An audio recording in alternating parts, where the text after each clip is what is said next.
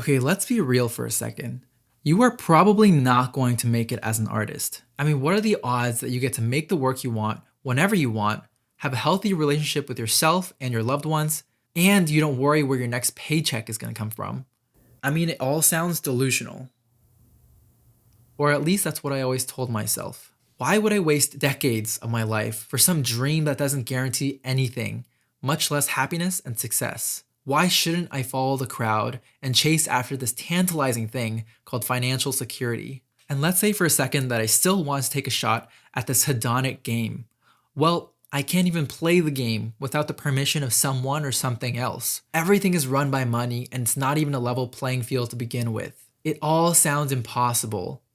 And maybe you are delusional, but you're here. You're here and you know why you're here. When reality hits time to time, it sure does feel bleak. You feel so far away from your goals and your dreams. But there is a way to make it out of this alive. And not just alive, but to make it as an artist. Welcome to the very first episode of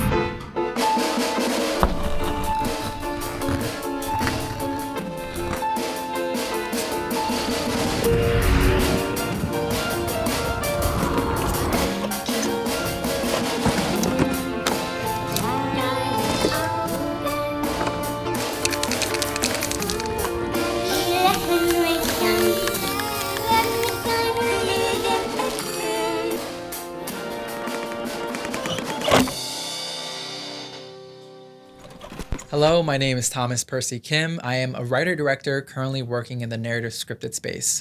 I've sold films to HBO Max, won awards at places like Sundance, TIFF, and Blacklist, and about 2 years ago, I packed my bags, left USC Film School, and moved all the way here to New York City to make my first $1 to $2 million independent feature film.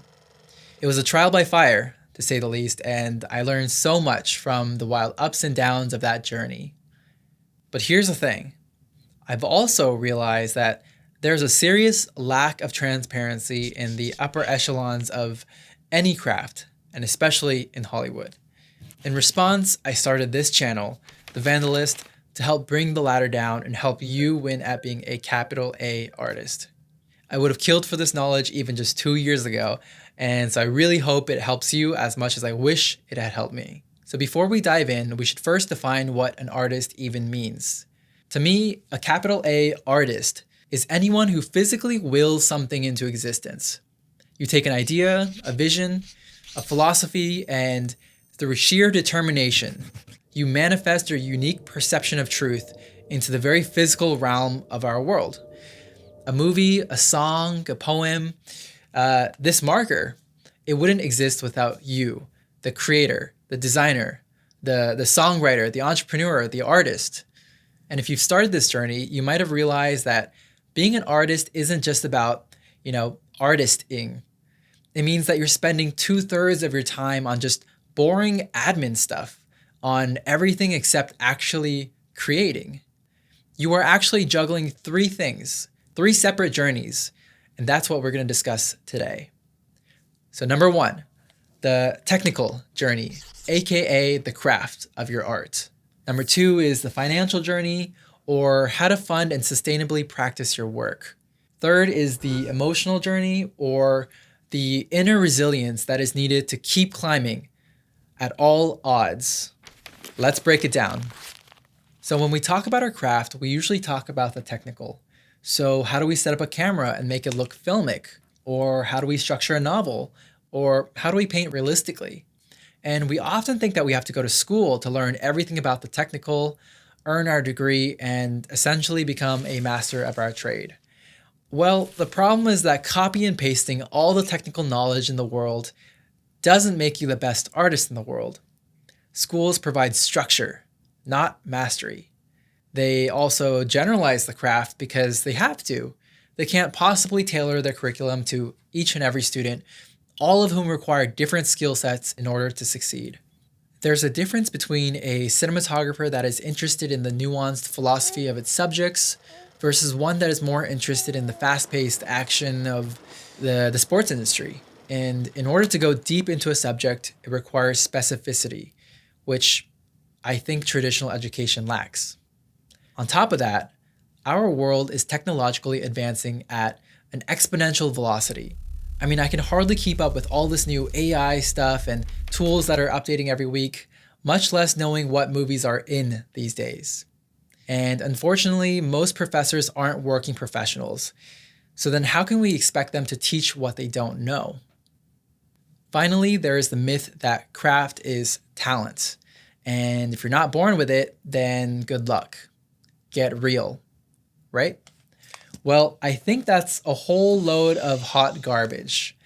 I think that anyone can learn anything if you break it down into enough specific, actionable steps. Let's say, for example, that someone told you to be more charming. Well, what does that mean? How do you be more charming?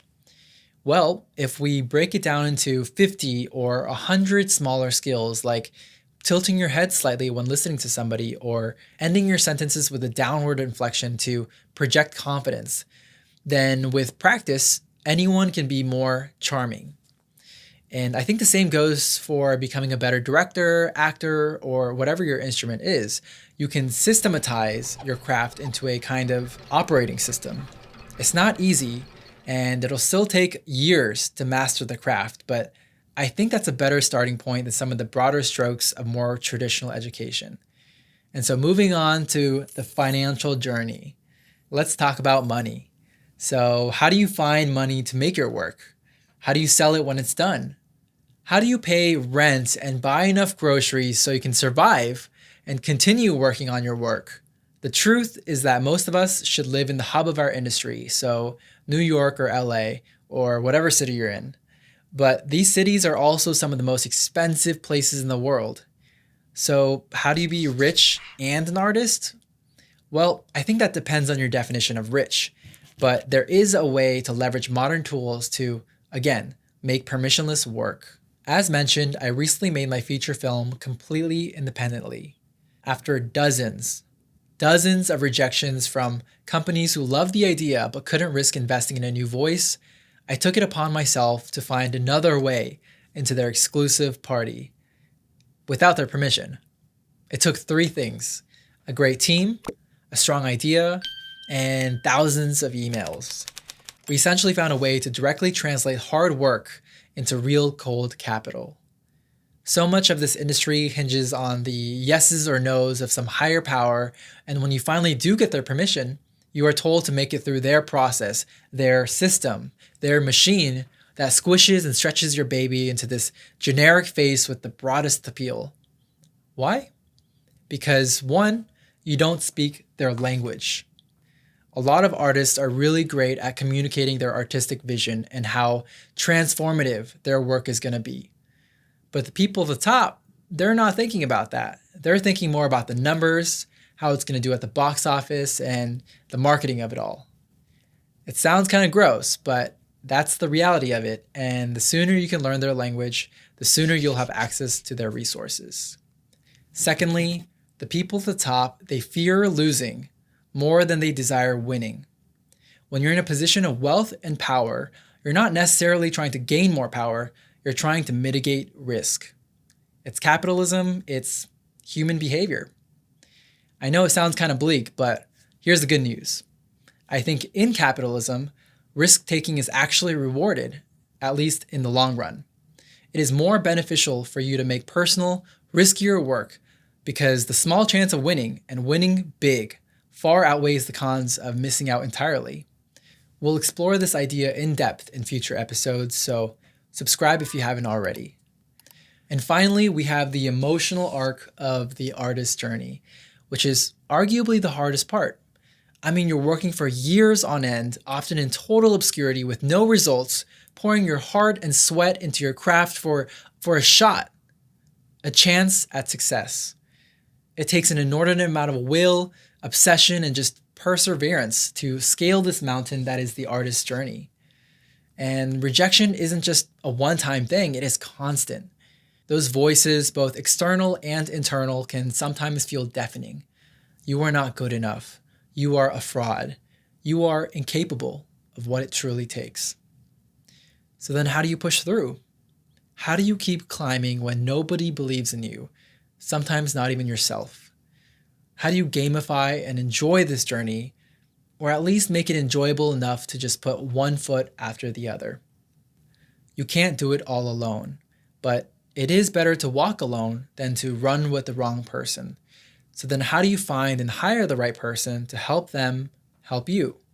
And when you are collaborating, how do you lead your people effectively? I think that you yourself must first come from a place of self-security in order to lead. And so then how do you do that? How do you find and nurture inner peace and curiosity within yourself? I am no monk, clearly, but I know what worked and didn't work for me, and I think it'll all be very helpful for you too. This journey isn't easy, and it can feel incredibly lonely sometimes, but it doesn't have to be. I created this channel, The Vandalist, to be enlightening and educational, but also to create a real community outside of YouTube. There's a sign-up sheet down below to join the community, where we'll host meetups at local film festivals, we'll have pop-up events, working writing sessions, and more. I want this to be a communion, where we can find comfort in this journey together, be abundant with our collective knowledge, and realize the path to success is more accessible than you might think. We just need to know that it's there and that someone just like you and me have walked through that path. So thank you so much for watching. Sign up below, and I'll see you guys next week, where I'll talk about how exactly I raised over $1 million to make my first feature film. That'll be a fun one, so stay tuned, and I'll see you guys there.